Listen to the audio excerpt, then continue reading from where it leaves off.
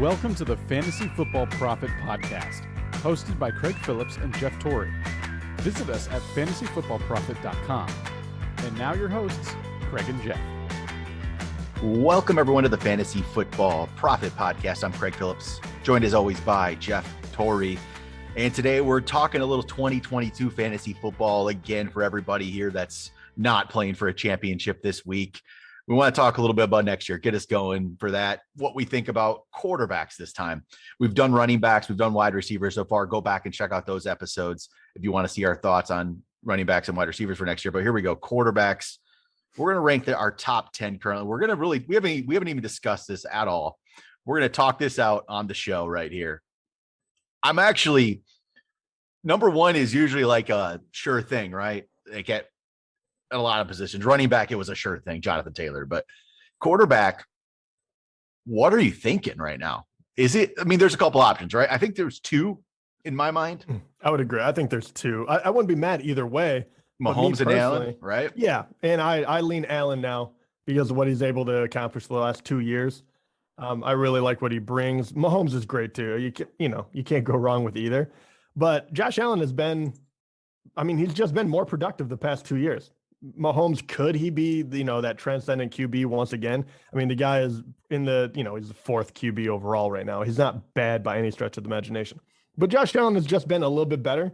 And I would feel a little more confident that over the course of the year, he is going to be a little more consistent, where we've seen Mahomes struggle a little bit if they don't address a few things in the offseason, and they don't have a whole lot of money to move around. So I like where Josh Allen is a little bit more. It was, So I think I'm with you with that. So Mahomes is obviously, he's not been as great this year, right? As he had been. I do think, in part of, I don't know what that is. Teams played him differently, right? They didn't adjust exactly right away. They've obviously figured something out lately, and they've been, playing well again, and they're going to probably be number one seed in the AFC possibly, and all that good stuff.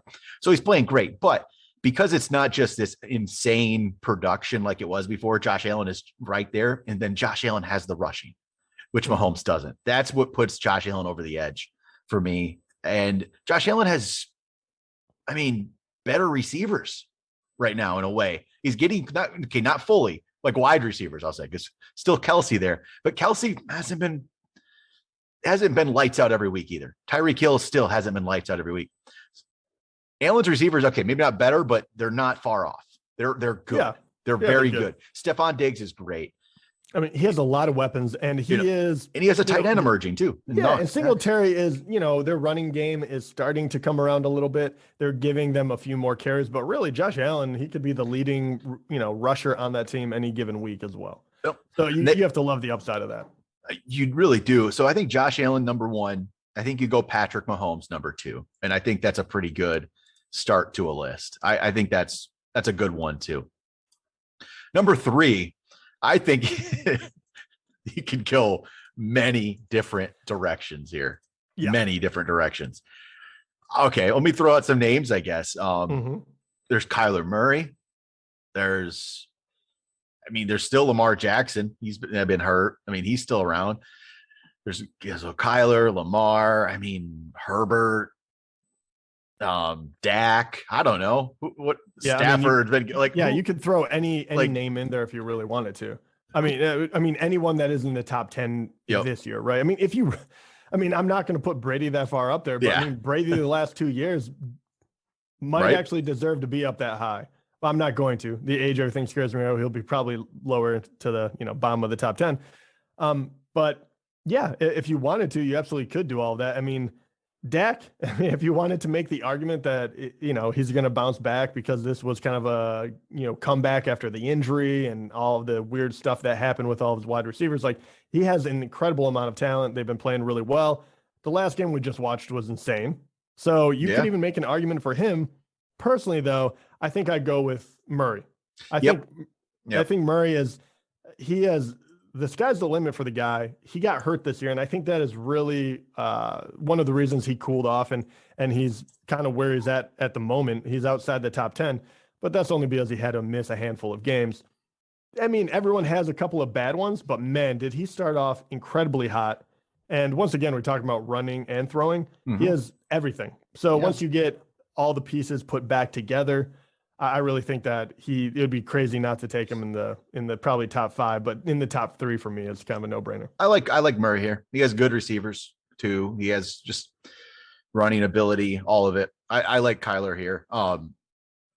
Yeah, I mean, I'm just looking at those other guys. I mean, I would love for Lamar to be here, but he hasn't been consistent enough. Like even before the injury, I mean, he's hurt now, but he was struggling for a few weeks there. Wasn't really, I mean, teams like it was the Miami game, I feel like, where Miami seemed to figure something out with him. And it's almost like everybody after that used their plan.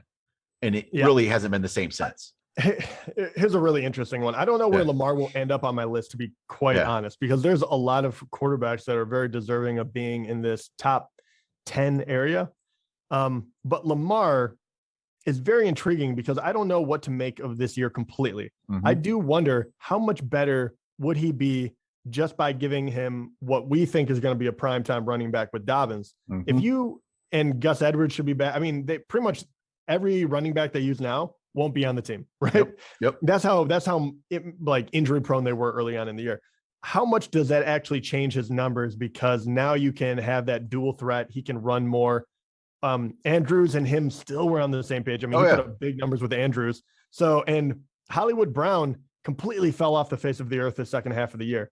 How can they put all that together? Or was it just the defenses taking away this piece and okay, no, Hollywood Brown is what's hurting us. Let's take away that piece. And maybe the running isn't quite as lethal as it once was. Is that what we're saying? Which one do you think it is? I think having an actual good running game is going to do wonders for him. I mean, they're throwing out Devontae Freeman and Latavius Murray. It is just not. I mean, maybe 4 years ago you could have done that, but now you can't. Those guys are done. Having Dobbins and Edwards is going to be huge.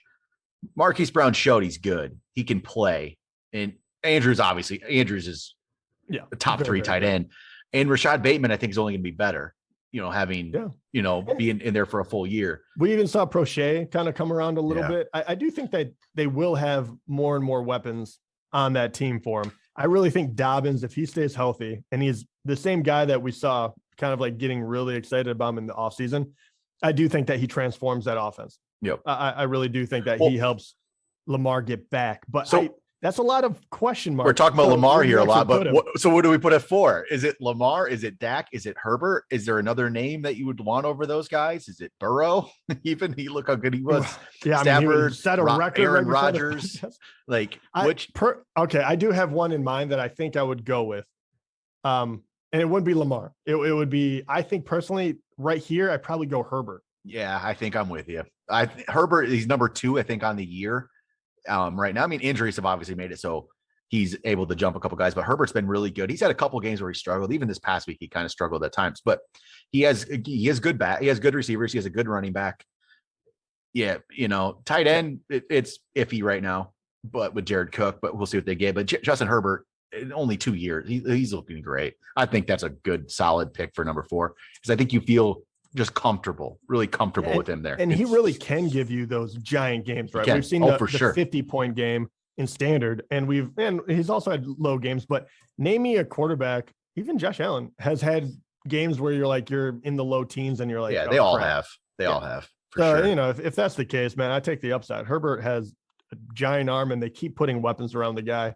Yep. And sky's the limit for him as well. We really haven't had any disagreement so far, to be honest. I feel good about this same list here. Allen, Mahomes, Murray, Herbert. I feel good with that. Well, okay, that's top 4. I think right here when we just start talking about like Lamar, Stafford, Prescott, Hurts, like who's going to be up there? Burrow. I think this is where it gets pretty dicey because you could literally go any which way you wanted with those top 4 if you want, because of the way the year has gone. Yep. But I do think that those guys were not only have been productive for at least 2 years, but have shown like an uptrend. Mm-hmm. Now we're talking about guys that are kind of like jumping around a little bit or are getting into the later years of the career. Like we haven't talked about Aaron Rodgers yet, which who knows what's going to happen with him, which is a whole nother thing. It is. I'm trying to think I think for me, this number 5 is between 2 players for me. My 2 would be Lamar and Dak. That's what I'd be going at with here at 5. I don't know where you're thinking. Those are my guys. I still like Lamar. I think Lamar, like, he was number 1 quarterback for a good portion of this year until, it all fell apart towards the end. But yeah, I like both of those guys. I think I would throw one more guy into that conversation, and I would throw Matthew Stafford in there. I don't know. I know that you're not a big fan, but he's done really well. He's going to have Cup. He'll get Woods back. He's only been in that system 1 year and frankly tore it up. So I'm not sure what exactly would change, and what if they give him another weapon. He's 5th QB right now. He hasn't really. Yeah, but his points per game, if you go points per game, he's behind. He's let's see. Yeah, he's like 7th or something. 5. Let's see, 6, 7, 8, 9. He's like 9th if you look at him in points per game, and because he's behind Lamar, he's behind Rodgers, he's behind Hurts, he's behind all those guys in points per game this year. Yeah, I guess that's true. And I just wonder, even having more rushing next year with Cam Akers, if it's just going to be, they're going to go over that more. I don't buy into the Cam Akers thing. I don't buy into it as in all of a sudden it's going to be some deadly threat. I didn't buy into Akers when he was healthy, let alone after this injury. Akers and Michelle, and we'll see. We'll get to see Akers real soon. They still have a good one game. Don't get me wrong, but we'll get to see Akers isn't going to add that much to it. We'll get to see him really soon now that he's active already, which is insane. I know. We'll see what happens there, but okay, I don't know. So for this one, I would lean towards, out of those guys. You make a good point about Stafford. I would lean towards Dak. Yeah, I like the floor a little more with him. Lamar he's that exciting guy that I would love to get and say I told you so. But after watching him this year, is just a little scary for me. He has the ability to put up a lot of points, but he also has he's running around there. You got to worry about injury a little bit more, and if he's not performing at that level already, then he's it's scary to put him out there week in and week out. Through 9 weeks, Lamar was number 2 in the league. He was looking really good, and then the second half has not been the same. Let me see if I pull up this. He's been hurt obviously, but his points per game was 25 points per game in the first half of the season through weeks 9. In this weeks 10 through 16, I know he hasn't played every game, but his points per game, it's only been 16. So that is a big drop from. And it's very difficult too, because you actually look at, and if I'm just reading off standard scoring, his numbers are inflated by week 5 in Indianapolis when he scored nearly 50, right? And Herbert is the same way. A bunch of these quarterbacks are, but that's why it scares me that he's like ranked 13th when he's only missed 1 game. Technically 2, because the last game in Cleveland or whatever, he scored like 1 point because he was hurt. So I guess he missed 2 in this, but even in the first 9 games, 20, 34, that's great. 21, 21, 49, almost 50. 13, 25, and then 36. So he had 3 really nice games, and then he's kind of more average. So that is going to be kind of going up and down. I do think that Dak is, I don't know. I just like his upside a little bit more. We saw what he was able to do in week 1. And I realized it all kind of went to hell after that for a second.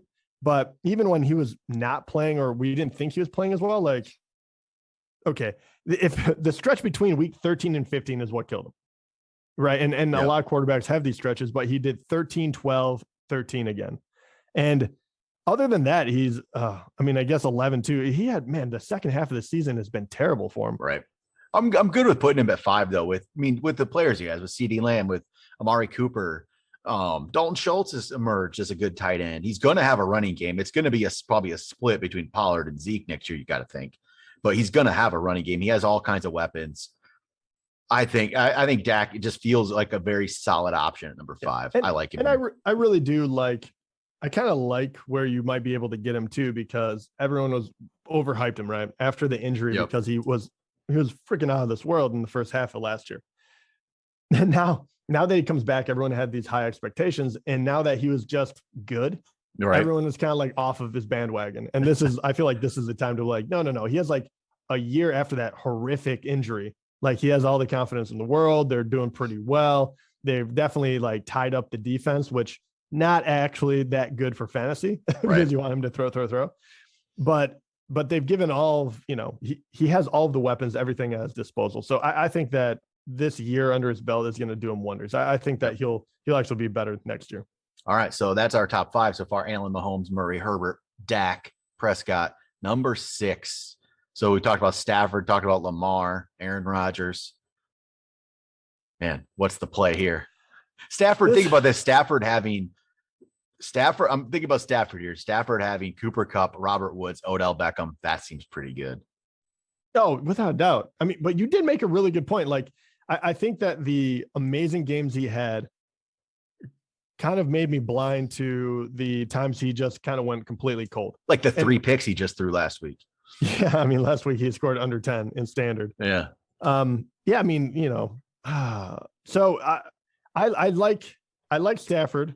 I would have, and really right after we jumped over, after we're done with Dak, I feel like can we just say Aaron Rodgers is going to be back with Devontae Adams in Green Bay? Let's plan on it. Can we just assume on that? Yeah. I think that you can make a strong case for Aaron Rodgers, Stafford, and Lamar. I think those are the 3. I think that's the next 3, but I don't know where to put them. I might put Lamar upside. Yeah, I agree. I think this is where I would feel safe taking a little bit extra swing, right? Like, okay, I know what the other 2 can do. I don't worry about their situations, but Aaron Rodgers is getting up there. He's going to be good, but we don't know if it's going to be, which version of how much are they actually going to throw it? Because they're a very good running team as well. And Stafford, look, I would love to have him as well, but if Lamar is going at his full potential, he's just going to score more fantasy points. I think I'd go Lamar, Stafford, Rodgers here, 6, 7, 8. Rodgers, I mean, like we said, we're not going to worry too much about him if he's there or not right now doing this, but even slightly that could just make me put him behind. But it's not just that. Stafford has better weapons. I mean, it's scary to think Aaron Rodgers is doing this with just Devontae Adams. That's all he has. Like, it really is. Maybe they'll actually give him a wide receiver, but we'll I highly doubt it. As of now, I think it'd go Lamar, Stafford, Rodgers, 6, 7, 8. Yeah.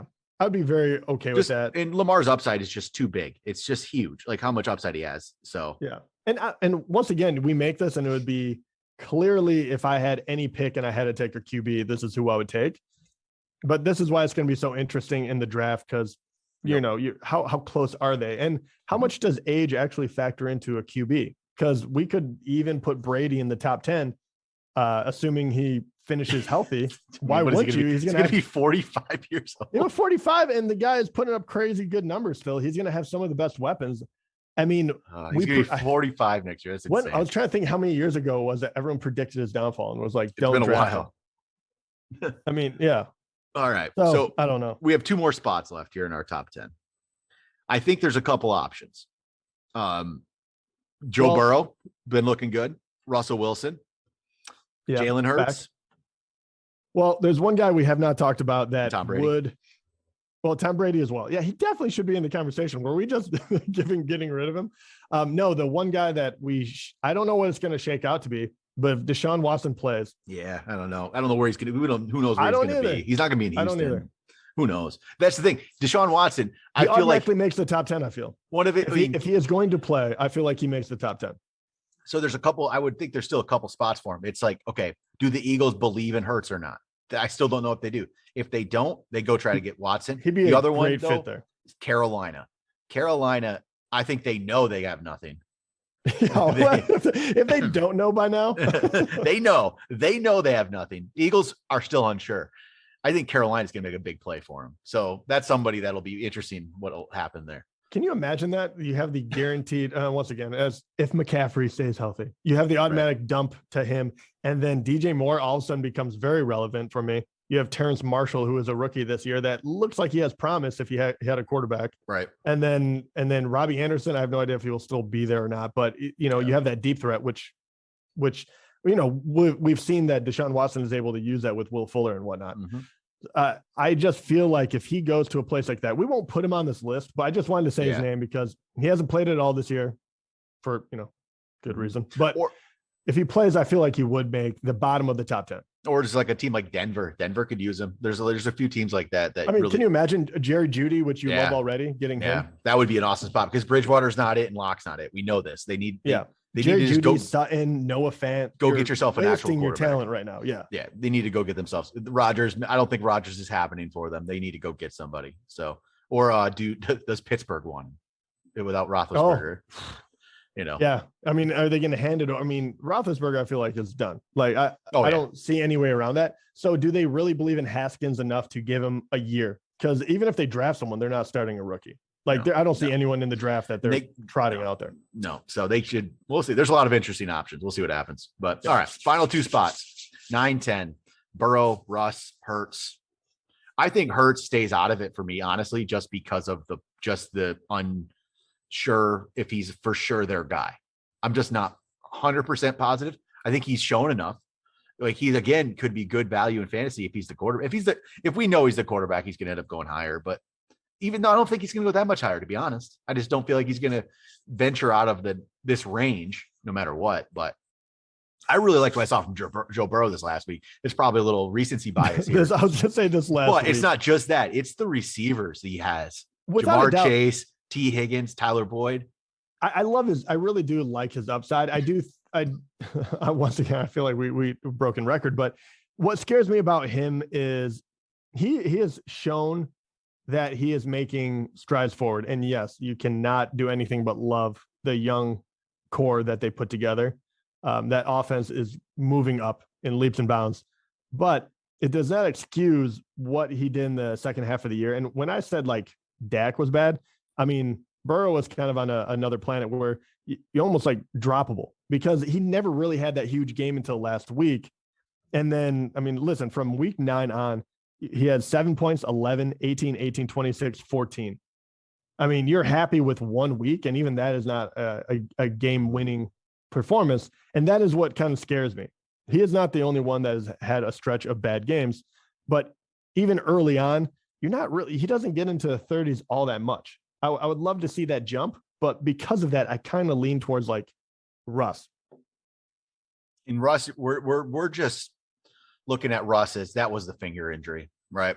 Look what he did in the first half of the year. Yeah, that's how I'm going to look at this. Is just that's you know the funny thing is we're going to get Russell Wilson again next year. I mean, without a doubt, like it's going to happen because this is going to be everyone's going to be thinking how terrible he was, how bad it was. But I truly believe this is the finger injury because it doesn't make any sense otherwise to me. And he's going to have healthy running backs hopefully next year. Maybe who knows what it'll be? Is it Chris Carson? Is it a combination of Carson and Penny? Who knows? But you got to think that was that finger. I mean, it was on his throwing hand, and he came back quick. And I don't think he was ready, and it just shows. But he still has DK Metcalf. He has Tyler Lockett. That's some good receivers. D. Eskridge in a year or two, maybe he makes a leap. Maybe he becomes something. We don't know if he's anything yet. Maybe we get a chance to find out next year. And he didn't really even get to play with Russ very much at all. When he wasn't in early, and then Russ was hurt. So yeah, I'd go Russell Wilson at 9. To be honest, and then, I agree with you. And then I think I'd be willing to take a chance on Burrow. I think big upside, but I do think that would be a good one to round out the top 10. And sorry, Tom Brady, we're not buying. You're 45. Shoot. No, he's 45. He's 45. No. Well, okay. No, we just can't. If they're able to keep that team together, it's like one of those where there's so many older players that I would like to see a full roster first of like, this is who you're going to end up with. Because Antonio Brown, after this year's over, they could just easily kick him out. Well, and Chris Godwin just tore his ACL at the end of a year. Exactly. That's rough. Yeah. And Gronk, as much as I love seeing him ball out this year, he's injury prone as well. And he's amazing when he's on the field, but you start, and then Fournette, he blows out his knee, right? So you're like, is that just Rojo? There's a lot of moving parts. And then if some of those defensive players leave, it could be 45. Very different. He's 45. He's 45. All right, there we go. But he would be very quickly after that. But yeah, the thing is pretty. I like how I completely, bag on people that wrote him off 5 years ago, and then I'm like, I'm not going to put myself. But it would be like it'd be Brady here and Hurts, and then and after that, it's a mixture of who knows. So that's Who's a guy that can make the biggest jump up, you think? Is there a young guy that you have your eye on? Or maybe Justin Fields could, if with a new coaching staff, we'll see how they utilize him, but we won't know that prior. Trey Lance, if he gets the chance to start in San Francisco, we don't know what he is yet. So those two guys are just interesting to me. I don't know what they are. I don't know how, because Fields is going to have a new coach and Trey Lance didn't get an opportunity. So Mac Jones, Mac Jones is just Mac Jones. I don't think he's going to be a fantasy relevant type guy very often. He's just going to be in this later range. I don't really know if there's anybody else right now in my radar that I really feel it makes a big jump. I don't have this guy in this later range. I'm like, oh man, this guy really could make a big jump up. Tua has shown signs, but even not enough. Just Trevor Lawrence didn't show anything. No one in my radar right now. So, yeah, except maybe Tannehill. Maybe Tannehill's better if he has a full healthy season with AJ Brown and Derrick Henry back. Yeah, I mean he will definitely be better. Yeah, but I'm just not buying it. No. He could sneak into the top 10, which we always love, and that's why he's always so safe to get. But yeah. And he might have to throw a little more. I don't know what He's just not good enough to do it on his own. Henry will rehab. So, but yeah, all right, there we go. Top 10 quarterbacks for 2022. That'll do it. Talk to you guys next time.